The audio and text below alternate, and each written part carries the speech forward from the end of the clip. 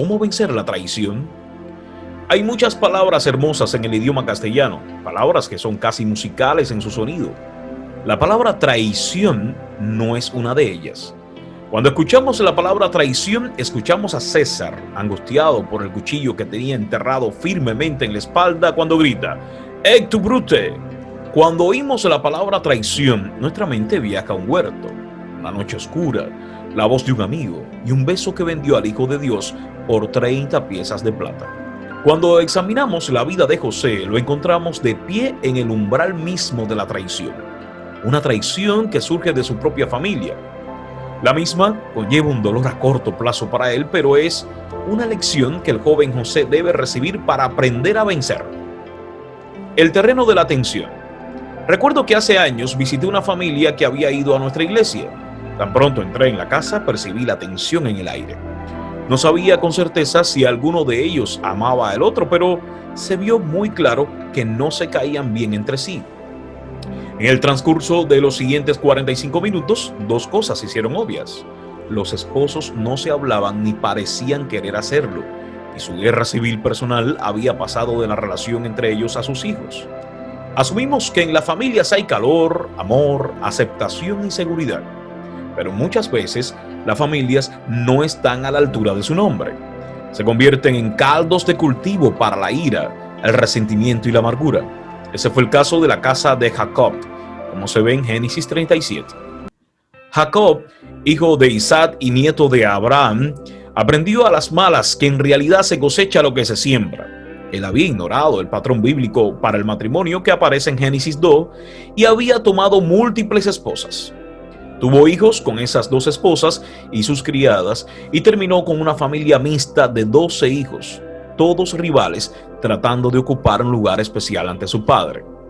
El problema se intensificó por la obvia preferencia de Jacob por Raquel, su segunda esposa, y sus dos hijos, José y Benjamín. Al ser elevados a una condición especial dentro de la casa, estos dos muchachos fueron desechados por sus propios familiares. Además, el carácter de Jacob, que no era muy brillante que digamos, se estaba reproduciendo en sus hijos. Su nombre, Jacob, significa conspirador, y los hijos de Jacob aprendieron a los pies del maestro. La familia estaba llena de riñas, engaño e intereses propios. La explosiva atmósfera se desestabilizó aún más con las deficientes prácticas de crianza que tenía. Génesis 37 describe 3 puntos de potencial combustión en la casa. Jacob usó a José para espiar a los hermanos mayores, los cuales odiaban a este preferido. Jacob demostró favoritismo en el regalo de una túnica especial. Jacob alimentó la ira de la rivalidad entre los hermanos, pero la ira de ellos estaba dirigida a José, no a su padre ni a sus necias acciones. El aumento del conflicto entre los hermanos estaba arraigado en los problemas dentro del matrimonio. Los mismos resultados se ven en 1 Samuel 1, donde la poligamia produjo una competencia y un conflicto inevitable entre las esposas. Claro que la poligamia no hace falta para que haya conflictos. Cualquier problema que haya entre la pareja tiene graves incidencias directas sobre todas las relaciones del hogar. Cuando a esa relación le acompaña una crianza mal orientada que eleva a un hijo por encima de los demás como objeto de amor y alabanza, los resultados pueden ser catastróficos. Al mostrar preferencia por José, Jacob cometió 2 errores graves. Primero, envió señales equivocadas a José sobre su posición en la familia respecto a sus hermanos mayores. Segundo, por inferencia causó el dolor del rechazo a los hijos que una vez fueron objeto de su atención, pero que ahora había olvidado. La tensión que resultó de ello creó un polvorín en las relaciones cuya mecha estaba a punto de ser encendida. La falta de sabiduría y obediencia de Jacob había formado a una familia llena de resentimiento y odio. Y hablando de tensiones familiares, recuerdo haber leído un extracto de un testamento de fecha 1 de julio de 1935 que decía: a mis 2 hijas, Frances y Mary, y Denise Victoria, por su actitud carente de amor hacia un padre senil, dejo la suma de $1 a cada una y la maldición de un padre, que sus respectivas vidas estén llenas de desgracia, infelicidad y tristeza.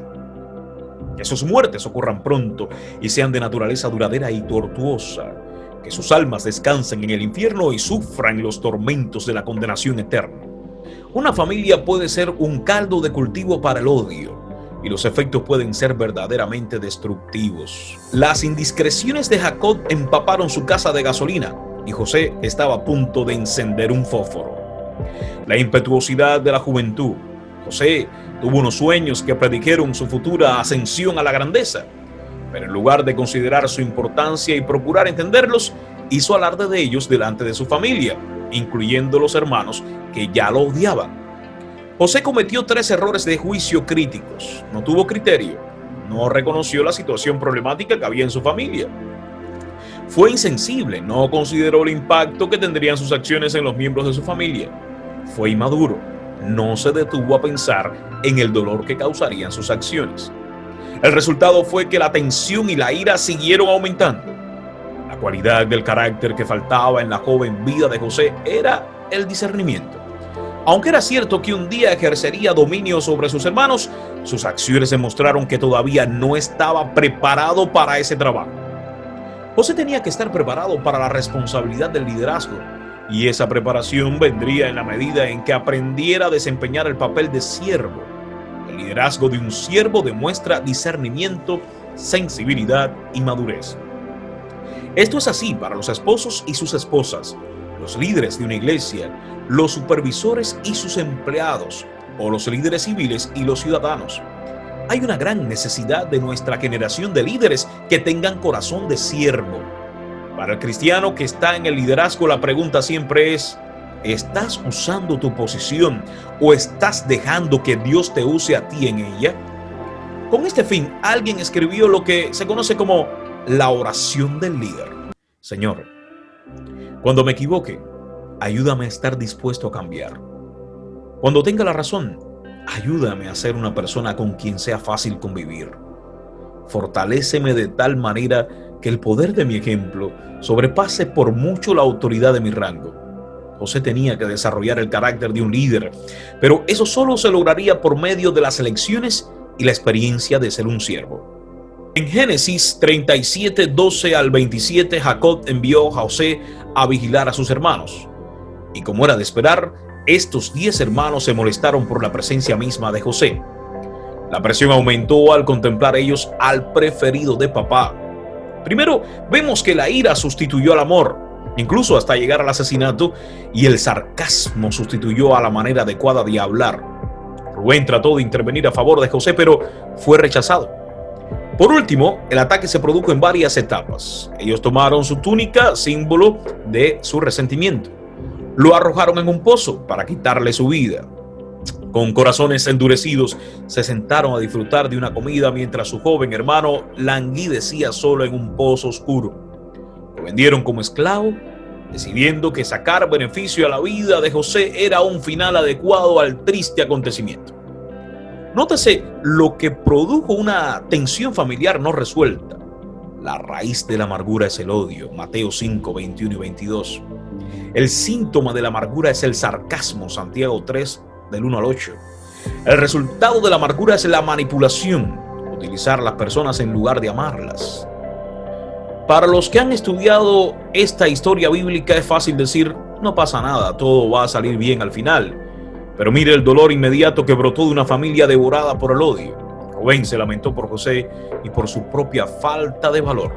Los hermanos mintieron a su padre, pero no se sacaron de su culpa personal. Véase Génesis 42, 22. Jacob, el engañador, fue engañado y experimentó un dolor que rehusaba ser consolado. Cosechó lo que sembró, así como él engañó a su padre con un cabrito, lo engañaron a él con los mismos medios. El resultado final de la amargura de esta familia fue que a José lo vendieron como esclavo. Es interesante que él sea el único del que no se dice que está perturbado. José era el que tenía la mejor posición de todos ellos, porque aunque estaba en esclavitud, se encontraba justo donde Dios lo quería. Estaba justo donde tenía que estar para poder aprender las lecciones que Dios quería enseñarle. Lecciones que un día lo convertirían en un gran líder y le permitirían superar la traición de sus propios hermanos. El Salmo 76:10 dice: ciertamente la ira del hombre te alabará. Siempre fiel, Dios tomaría la maldad